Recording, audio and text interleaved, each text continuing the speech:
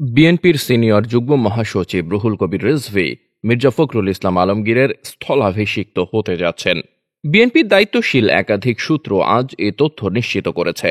সংশ্লিষ্ট সূত্রগুলো বলছে, আজ লন্ডনে বিএনপির ভারপ্রাপ্ত চেয়ারম্যান তারেক জিয়া তৃণমূলের বাছাই করা সদস্যদের মধ্যে ভোটাভুটি করেন। সারা দেশের প্রায় 100 জন তৃণমূলের নেতার সঙ্গে ভিডিও কনফারেন্সে ধাপে ধাপে মিলিত হয়ে নতুন মহাসচিব হিসেবে কাকে নিয়োগ দেওয়া যায় সে ব্যাপারে মতামত জানতে চান।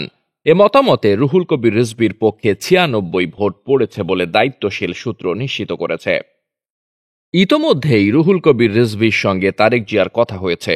আজ রাত 8টার পর তারেক জিয়ার সঙ্গে রুহুল কবির রিজভীর প্রায় 17 মিনিট কথা হয় বলে একটি সূত্র নিশ্চিত করেছে। রুহুল কবির রিজভী প্রথমে স্পিকার অন করে কথা বললেও পরবর্তীতে তিনি দলীয় কার্যালয়ের অন্য ঘরে চলে যান এবং সেখান থেকে তিনি তারেক জিয়ার সঙ্গে কথা বলেন। সংশ্লিষ্ট দায়িত্বশীল সূত্রগুলো বলছে, এর পরপরই রুহুল কবির রিজভীর ঘনিষ্ঠরা একে অন্যকে মিষ্টিমুখ করিয়েছেন। তবে তারা বিষয়টি চেপে রাখছেন। খুব শীঘ্রই এ ব্যাপারে আনুষ্ঠানিক ঘোষণা আসতে পারে বলে ধারণা করা হচ্ছে।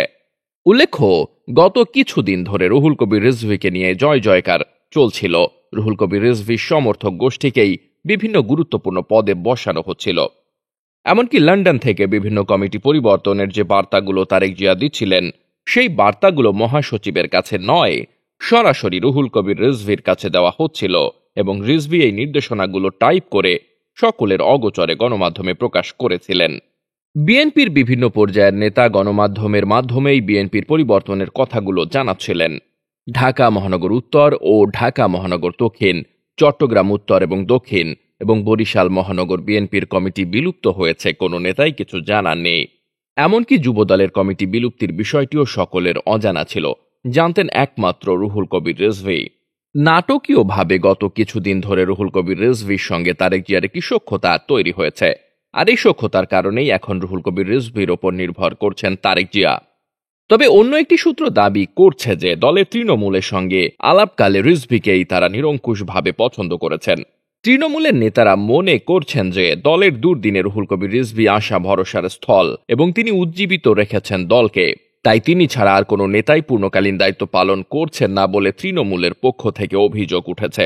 রুহুল কবির রিজভী সম্পর্কে তৃণমূলের নেতারা তারেককে জানিয়েছেন যে তাকে সার্বক্ষণিকভাবে পাওয়া যায়। ফোন করলে তিনি ফোন ধরেন, কর্মীদের দুঃখ দুর্দশায় পাশে দাঁড়ানোর চেষ্টা করেন। এরকম সময় রিজভীর কোনো বিকল্প নেই বলে মন্তব্য করেছেন।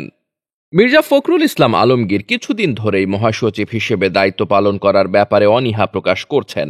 বিশেষ করে কারাগার থেকে মুক্ত হওয়ার পর তিনি আনুষ্ঠানিকভাবে জানিয়েছেন যে তিনি দলের মহাসচিব থাকতে চান না। তবে বেগম খালেদা জিয়া এবং তারেক জিয়া দুজনই তাকে মহাসচিব হিসেবে দায়িত্ব পালন অব্যাহত রাখার জন্য অনুরোধ জানিয়েছেন। এর মধ্যে তারেক জিয়া নতুন মহাসচিব খুঁজছেন। তবে বিএনপির কোনো সূত্রই নিশ্চিত করতে পারেননি যে আগে মহাসচিব পদে পরিবর্তন হবে নাকি স্থায়ী কমিটি পুনর্গঠন হবে।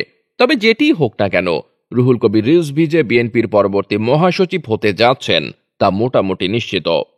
তবে রাজনৈতিক বিশ্লেষকরা মনে করছেন যে রিজভী বিএনপির মধ্যে যতই জনপ্রিয় থাকুক না কেন, জাতীয় রাজনীতিতে তার অবস্থান খুব একটা ভালো নয়।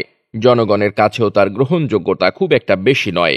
তবে তারেক জিয়ার ঘনিষ্ঠ হবার কারণে রুহুল কবির রিজভী যে বিএনপির পরবর্তী মহাসচিব হতে যাচ্ছেন তা মোটামুটি নিশ্চিত। তবে বিএনপি তরুণ নেতারা বলছেন, তারেক জিয়ার আশীর্বাদ পুষ্ট হয়ে নয়, বরং তৃণমূলের আকাঙ্ক্ষার প্রেক্ষিতেই রিজভীকে বিএনপির মহাসচিব করা হচ্ছে। Desk report, বার্তাবাজার।